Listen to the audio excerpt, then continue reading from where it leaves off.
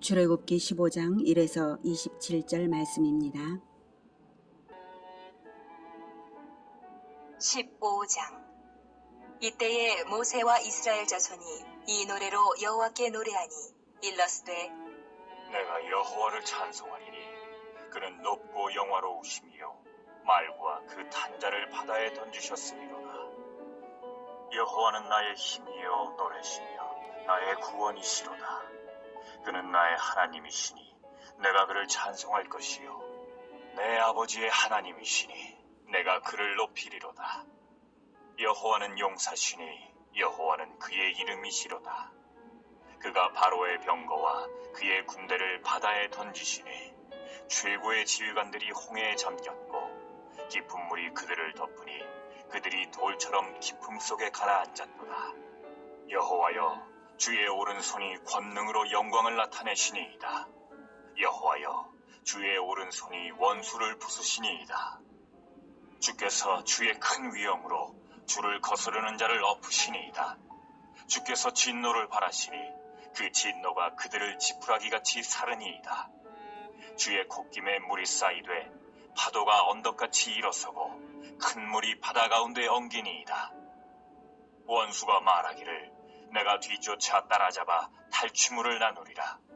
내가 그들로 말미암아 내 욕망을 채우리라.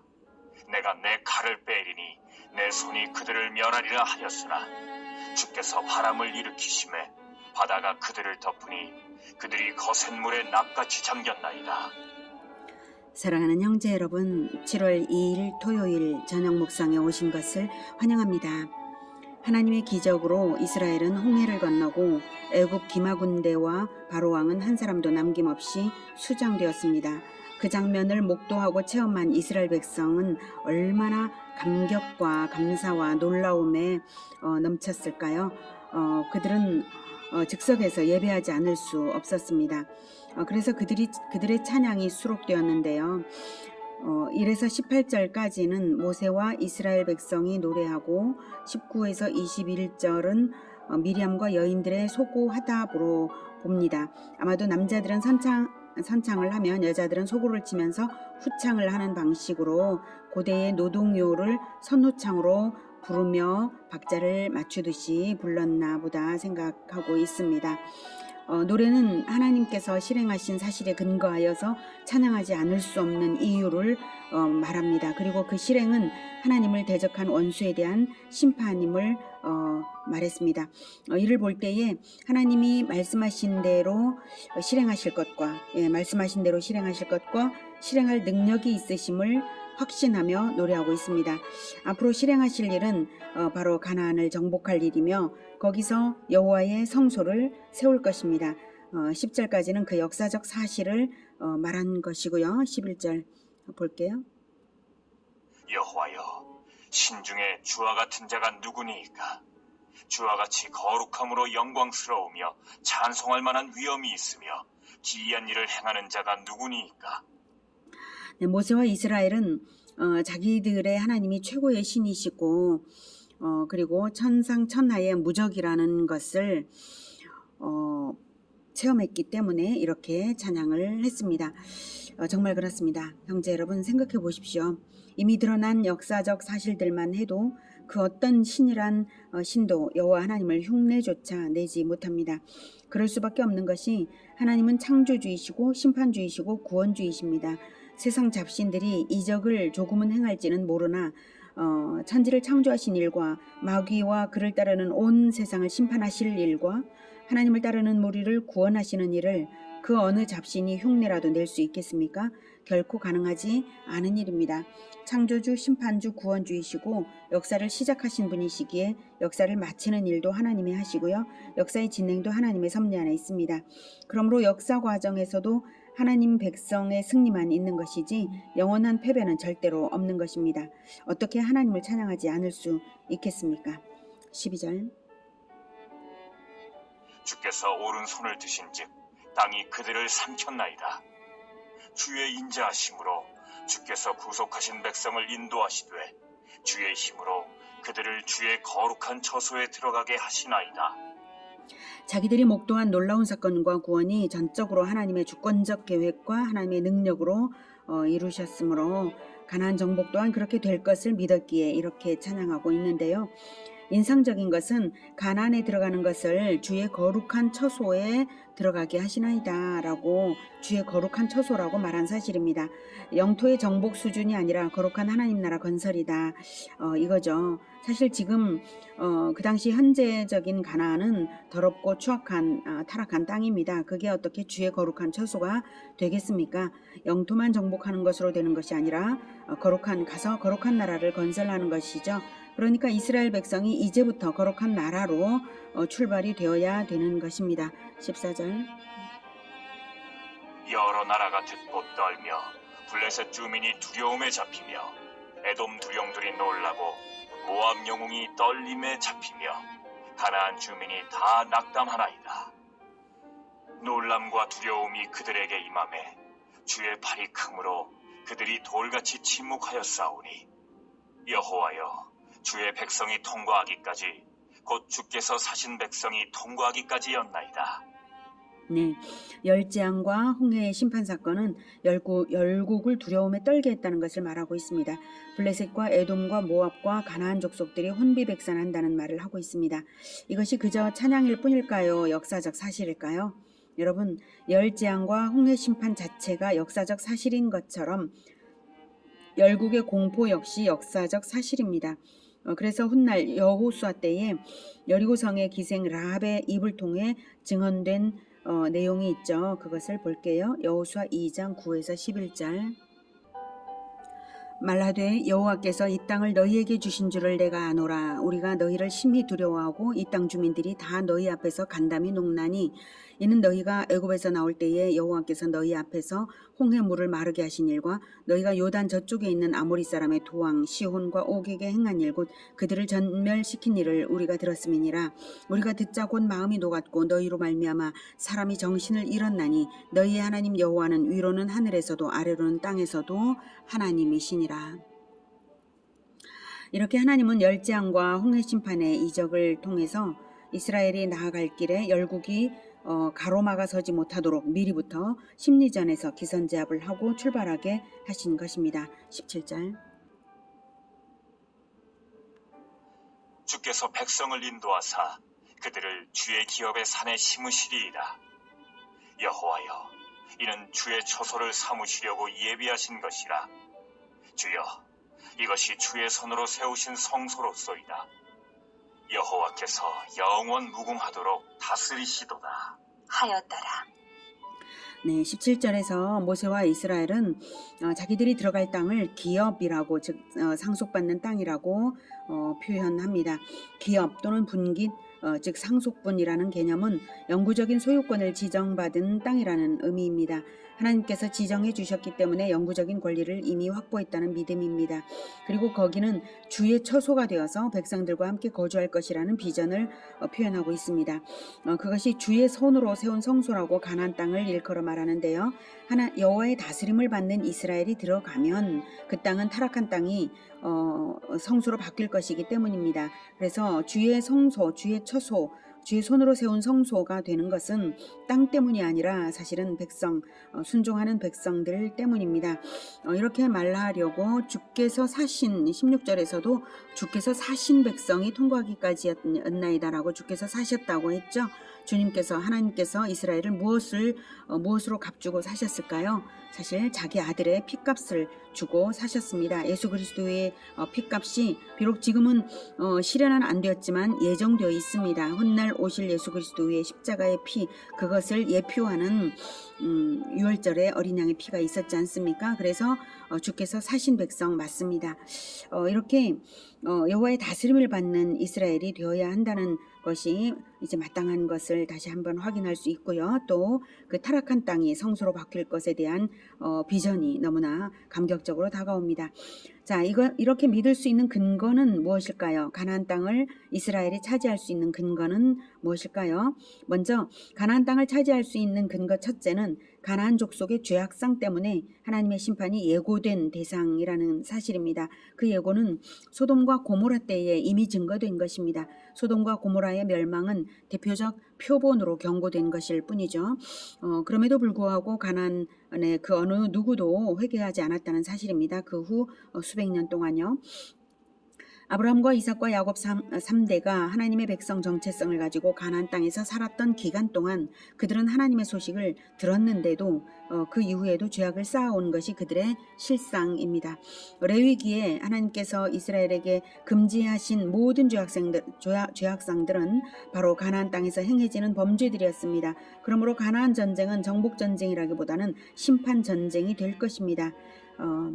그들이 가나안 땅을 얻을 수 있는 근거 둘째는 땅의 소유는 하나님의 주권적 결정에 따라 되는 것입니다. 그것을 사도행전이 이렇게 말하고 있습니다. 사도행전 17장 26절에 인류의 모든 족속을 한 혈통으로 만드사 온 땅에 살게 하시고 그들의 연대를 정하시며 거주의 경계를 한정하셨으니 연대와 거주의 경계 이것이 하나님의 주권에 따라 결정이 되는 것입니다. 이렇듯 하나님이 가나안 땅을 아브라함과 그 후손에게 주시겠다고 하셨으므로 그 땅을 기업으로 여기고 소유하기 위해 나아가는 것은 정당한 것입니다. 아브라함 때부터 약속하신 것이죠. 확인할게요. 창세기 12장 6, 7절 아브라함이 그 땅을 지나 세겜 땅 모래 상수리 나무에 이르니 그때에 가나안 사람이 그 땅에 거주하였더라. 여호와께서 아브라함에게 나타나 이르시되 내가 이 땅을 내 자손에게 주리라 하신지라. 자기에게 나타나신 여호와께 그가 그곳에서 제단을 쌓고 이렇게 약속되었고요. 15장 7, 8절에서도 그렇습니다. 자, 또 그에게 이르시되 나는 이 땅을 내게 주어 소유를 삼게 하려고 너를 갈대아인의 우르에서 이끌어낸 여호와니라. 그가 이르되 주 여호와여 내가 이 땅을 소유로 받을 것을 무엇으로 알리까. 이렇게 아브라함이 그 가나안 땅의 소유를 확인할 수 있도록 뭔가 이제 확신을 하게 해달라 이런 요청을 했죠. 그랬더니 횃불 언약 이제 그 제물을 가져오라 하시고 제사를 받으시고 난 다음에 횃불로 나타나셔서 이렇게 말씀하셨죠. 18절부터 창세기 15장 18에서 21절 그날에 여호와께서 아브라함과 더불어 언약을 세워 이르시되 내가 이 땅을 애굽 강에서부터 그 큰 강 유브라데까지 내 자손에게 주노니 곧 겐 족속과 그니스 족속과 간몬 족속과 헷 족속과 브리스 족속과 르바 족속과 아모리 족속과 가나안 족속과 기르가스 족속과 여부스 족속의 땅이니라 하셨더라. 이렇게 아주 구체적으로 어느 족속들에 대하여 심판할 것인지를 아주 분명하게 말씀하셨고 그 땅을 차지하게 심판 전쟁을 한 후 차지하게 될 것입니다. 가나안 땅을 차지하는 것은 보장된 미래입니다. 믿음의 발걸음을 옮기기만 하면 되는 일입니다. 이렇게 예정된 미래, 승리가 보장된 미래를 향해 나아가는 것이 언약을 받은 자들의 인생입니다. 모세와 이스라엘은 홍해의 기적을 베풀며 심판과 구원을 이루시는 하나님을 체험하고는 선조로부터 물려받은 언약의 성취를 확신하며 노래한 것입니다. 우리는 어떤 구원을 받았나요? 또 어떤 언약이 있나요? 우리가 받은 구원은 하나님의 아들의 피로 맺어진 언약입니다. 하나님의 아들 예수 그리스도께서 이미 우리 대신 심판을 당하셨고 우리를 대속하셨습니다. 모세와 이스라엘이 홍해의 죽음을 넘어서 하나님의 백성으로 거듭나듯이 우리는 예수님의 죽음과 연합하여서 죄를 버리고 예수님의 부활과 연합하여서 거듭나며 나아가고 있습니다. 우리는 그런 구원을 받은 하나님의 백성들입니다. 자기 아들을 내어주신 하나님께서 피로 사신 우리를 결코 포기하지 않으시고 인도해 가실 것입니다. 우리가 언약받은 영토는 새하늘과 새 땅입니다. 그것을 바라보며 주 예수께서 다시 오실 날을 기다리는 자들은 결코 거룩과 제자화를 놓칠 수 없을 것입니다. 모세와 이스라엘이 노래를 남겨서 후손에게 물려주듯이 우리 역시 우리의 믿음을 가르침으로 물려주어야 할 것입니다. 언약을 믿고 하나님의 역사를 기대하는 자들은 기대하는 자들에게 하나님은 능력을 보이시며 함께 하실 것입니다. 19절 바로의 말과 병거와 마병이 함께 바다에 들어가매 여호와께서 바닷물을 그들 위에 되돌려 흐르게 하셨으나 이스라엘 자손은 바다 가운데서 마른 땅으로 지나간지라. 아론의 누이 선지자 미리암이 손에 소고를 잡으매 모든 여인도 그를 따라 나오며 소고를 잡고 춤추니 미리암이 그들에게 화답하여 이르되 너희는 여호와를 찬송하라. 그는 높고 영화로우심이요 말과 그 탄자를 바다에 던지셨음이로다 하였더라. 네, 하나님께서 홍해를 갈라서 이스라엘은 구원하시고 그리고 다시 홍해를 덮어 애굽 군대는 수장시키시는 것을 보고 이스라엘이 감격하여서 하나님을 찬양했는데 그들에게 화답하여서 이번에는 모세와 이스라엘 남자들이 선창으로 찬양을 하니까 미리암과 여인들이 후창으로 화답하며 찬양하는 장면이라고 보입니다. 정말 기쁨이 충만하여서 하나님을 뜨겁게 사랑했을 거예요. 그런데 이 사람들이 하루 전에는 어땠었나요? 홍해 앞에서 모세에게 뭐라고 했었죠? 우리 다 죽이려고 하냐고, 애굽에 매장지가 없어서 이 광야에 끌어내서 우리를 죽게 하느냐고, 우리가 애굽을 섬기는 게 낫겠다고 안 했냐고, 낫겠다고 안 했냐고 이랬던 사람들이죠. 이 사람들이 근본적으로 바뀌었을까요? 사람이 한순간에 다 변하면 얼마나 좋겠습니까? 한 번에 한 걸음씩 변화됩니다. 그래서 하나님이 이제 치료 작업 들어가십니다. 하나님의 치료 작업은 한 번에 다 끝나지 않고 계속 인생 내내 이제 되는 것입니다. 가나안에 들어가기 전에 변화를 먼저 시켜야만 하거든요. 구원을 해 놓으셨지만 아직 하나님 백성의 자질은 갖춰지지 않은 상태이므로 치료 작업 들어가십니다.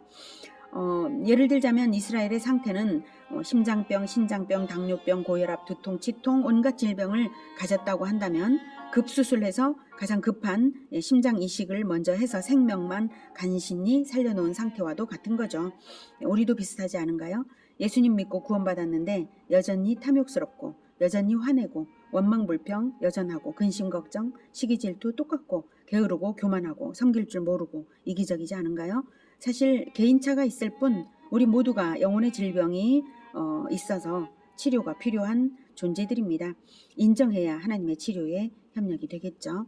22절. 모세가 홍해에서 이스라엘을 인도하매 그들이 나와서 수르 광야로 들어가서 거기서 사흘 길을 걸었으나 물을 얻지 못하고 마라에 이르렀더니 그곳 물이 써서 마시지 못하겠으므로 그 이름을 마라라 하였더라. 백성이 모세에게 원망하여 이르되 우리가 무엇을 마실까? 하매 네, 백성이 모세에게 원망했어요. 아니나 다를까 백성이 다시 원망을 했어요. 사흘 길을 걸었지만 물을 얻지 못하고 광야에서 이제 사흘이나 물을 얻지 못했으니 고통은 이해됩니다. 네, 마라에 이르렀더니 그곳에서 물이 써서 마시지 못했어요. 가까스로 물을 발견했는데 벌컥벌컥 마셨다가 쓴 물이어서 구토가 올라왔겠죠. 그래서 버럭 모세에게 화를 내며 옛날 성질대로 성질 부린 것입니다. 하지만 지금 누가 인도를 하고 있죠? 눈앞에 구름기둥 불기둥으로 하나님이 인도하시는데 괴로워도 유순하게 말하고 기도하면 되는 것이죠. 지금까지 열재앙, 유월절, 홍해도화, 구름기둥 불기둥 체험이 계속되고 있는데 왜 원망이 필요하겠습니까? 사실은 하나님이 일부러 물 없는 대로 이끌어 가시는 것입니다. 이스라엘을 시험하시려고 갈증 끝에 쓴 물 주시는 거예요. 너희들이 바로 이 쓴 물 같은 존재들이다. 이런 메시지가 숨어 있습니다.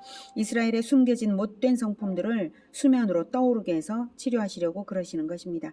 고통을 먼저 주신 후에 구원 체험 주시면서 치료하시려는 것입니다. 이스라엘이 이런 상황 메시지를 알아들었으면 좋겠는데요. 네.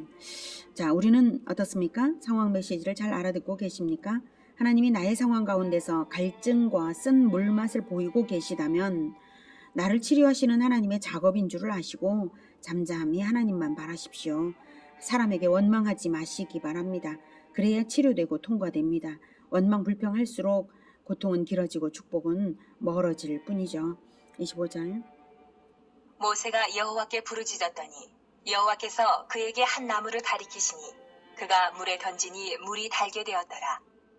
거기서 여호와께서 그들을 위하여 법도와 율례를 정하시고 그들을 시험하실세 이르시되 너희가 너희 하나님 나 여호와의 말을 들어 순종하고 내가 보기에 의를 행하며 내 계명에 귀를 기울이며 내 모든 규례를 지키면 내가 애굽 사람에게 내린 모든 질병 중 하나도 너희에게 내리지 아니하리니 나는 너희를 치료하는 여호와입니다. 하나님이 기도하는 모세에게 한 나무를 가리키셨어요. 그랬더니 모세가 그 나무를 물에 던졌고 그랬더니 물이 달아져서 백성이 마실 수 있었습니다. 아니, 저 나무 뭐지? 저 뭐야? 하면서 백성들이 무엇을 떠올렸을까요? 백성들은 에덴 동산의 생명나무를 떠올렸을 것입니다. 하나님은 에덴 동산의 생명나무를 떠올리게 하려고 그러셨을 것입니다. 하나님은 하나님이 왜 그러시냐면 에덴 동산의 생명나무는 생명을 주고 치료를 주는 나무이기 때문이죠. 창세기 3장 22에서 24절에 여호와 하나님이 이르시되 보라 이 사람이 선악을 아는 일에 우리 중 하나같이 되었으니 그가 그의 손을 들어 생명나무 열매도 따먹고 영생할까 하노라 하시고, 네, 생명나무 열매도 따먹으면 영생할 수 있는 나무예요. 여호와 하나님이 에덴 동산에서 그를 내보내어 그의 근원이 된 땅을 갈게 하시니라. 이같이 하나님이 그 사람을 쫓아내시고 에덴 동산 동쪽에 그룹들과 두루도는 불칼을 두어 생명나무의 길을 지키게 하시니라. 네. 범죄한 인간들에게 생명을 줄 수 없기 때문에 생명나무를 먹을 수 없게 하신 장면인데요. 이 생명나무가 무엇일까요? 여러분, 예수님이 바로 생명나무 되십니다.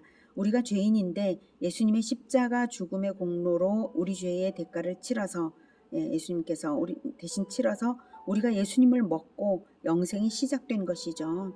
예수님의 가르침을 먹고요. 그러니 예수님이 생명나무이십니다. 두루도는 불칼에 목숨을 걸고 나아가서 생명나무 열매를 따오는 것처럼 예수님은 십자가를 지신 것입니다. 그리고 예수님은 계속적인 치료를 하시는 생명나무이기도 합니다. 에덴에서는 아담과 하와에게 금지하신 그 생명나무를 우리에게는 제한 없이 제공하시는 하나님이십니다. 예수님께서 보혈로 대속하셨기 때문입니다. 요한계시록 22장 1, 2절에는 또 그가 수정같이 맑은 생명수의 강을 내게 보이니 하나님과 및 어린 양의 보좌로부터 나와서 길 가운데로 흐르더라. 강 좌우에 생명나무가 있어 12가지 열매를 맺되 달마다 그 열매를 맺고 그 나무 잎사귀들은 만국을 치료하기 위하여 있더라. 네, 요한계시록에서 보여주는 천국의 모습 중 일부인데요. 생명수의 강이 어린 양의 보좌로부터 나오고 생명강 좌우에 생명나무가 있어서 그 잎사귀가 만국을 늘 치료한다고 합니다. 어린 양의 보좌, 즉 예수님의 통치로서 영생과 치료가 한없이 보장된 모습을 그림처럼 보여주는 것입니다. 그러니 예수님이 바로 생명나무 맞죠? 물론 그 당시 이스라엘 사람들이야 예수님을 모를 테지만 하나님은 생명나무를 떠올리게 하심으로써 하나님이 그들의 죄악된 영혼을 치료하시는 것을 깨닫게 하신 것이죠. 그래서 이스라엘이 치료에 협조되도록 그 치료약과 치료 기준을 제시하시고 치료자가 하나님이신 것도 알려주십니다. 25절. 네. 법도와 율례를 정하시고, 네. 법도와 율례를 정하시고 그들을 시험하실세. 예, 치료하는 여호와, 나는 치료하는 여호와다라고 하셨습니다. 치료하는 여호와 26절에. 네, 치료약이 무엇입니까? 법도와 율례죠.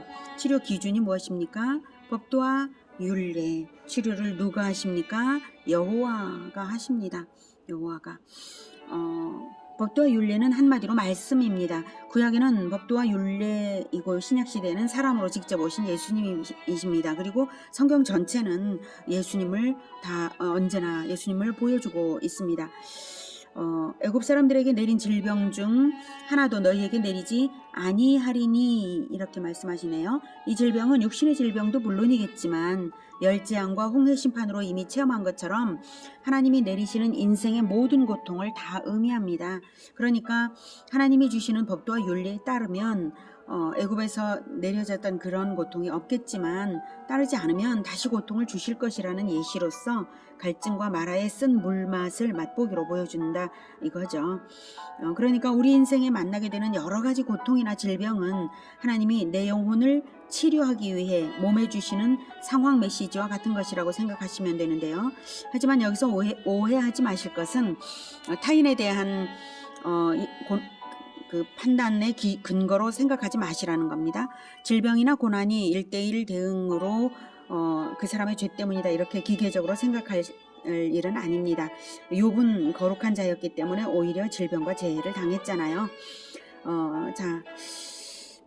그러면 이참에 법도는 뭐고 율례는 뭐고 계명은 무엇인가 하면 법도는 올바른 원리고요. 율례 또는 규례는 그 원리에 따라 살도록 하는 규칙이고요. 법도와 율례를 핵심 명령으로 주신 것이 계명입니다. 10계명이 있고요. 예수님처럼 서로 사랑하라는 3계명이 있죠. 계명을 기꺼이 지키고 있으면 치료되는 것이고 예수님 닮아가는 것입니다. 자, 이때 마라에서 정해주신 법도와 윤리의 내용은 10계명이었을 것입니다. 19장에서 다시 나옵니다. 이렇게 가르쳐 주시고 나서는 치료와 교육에는 휴식이 필요하니까 휴양지로 보내십니다. 27절. 15장. 네, 27절은 읽을게요. 그들이 엘림에 이르니 거기에 물샘 12과 종려나무 70그루가 있는지라 거기서 그들이 그 물 곁에 장막을 치니라. 물샘이 12이니까 12지파는 각각의 물샘을 중심으로 텐트를 쳤을 거예요. 법도와 율례를 가르치려면 휴식이 필요하니까 70그루의 종려나무 그늘에서 70명의 장로들이 하나님으로부터 받은 법도와 율례를 각 가문의 지도자들에게 가르쳤을 것입니다. 네, 거기가 엘림은 여기고요. 이게 마라 건너서 엘림 여기까지 왔습니다. 그리고 최종 목적지는 여기 가나안이지만 중간에 여기 시내산, 여기가 시내산이 있습니다. 시내산까지 갈 거예요. 왜냐하면 하나님께서 이스라엘을 데리고 나온 후에 이 산에서 이스라엘이 하나님을 섬길 것이라고 하셨거든요. 시내산에서 하나님과의 특별한 언약식을 할 것입니다.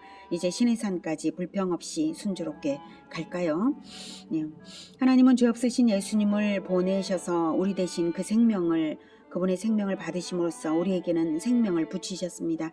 이제 법도와 율례 말씀을 보내셔서 치료하고 계십니다. 말씀을 잘 먹으며 생명수이신 말씀 잘 먹으며 원망 불평은 다 버리고 하나님의 치료를 잘 받으며 하나님의 형상을 회복하는 우리 모두가 되기를 기원합니다. 기도하겠습니다.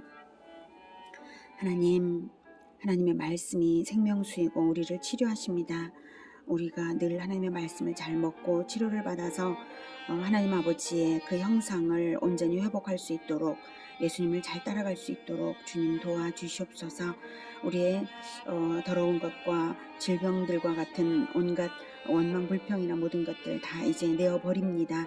생명수로 충만하게 하셔서 우리를 새롭게 하여 주시옵소서. 예수님의 이름으로 기도드립니다. 아멘. 이어지는 시간은 개인 기도 시간입니다.